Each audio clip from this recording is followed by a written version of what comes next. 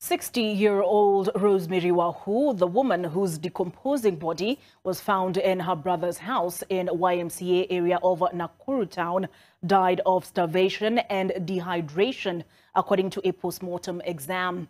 And while reports have emerged that Rosemary was expected to resurrect on the second week of March, questions remain on whether the starvation was forced or by choice.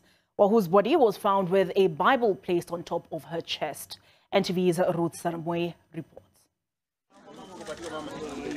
The post-mortem examination conducted on Rosemary Wahu, the 60-year-old whose body was found decomposing in her brother's house in YMCA in Nakuru, showed that Wahu's body was dehydrated. Cause of death tuliona ilikuwa ni dehydration with hypoglycemia.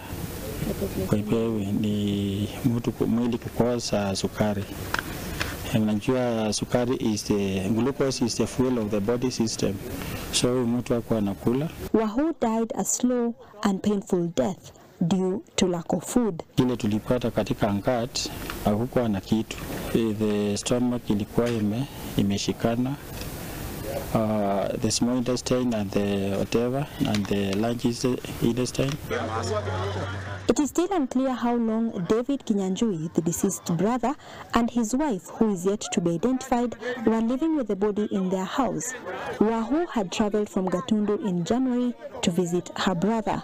Her body was discovered on the 6th of March, and she was expected to resurrect on the 11th of March. Bwanake alikuwa akisema simu muwafungulie mguu waone.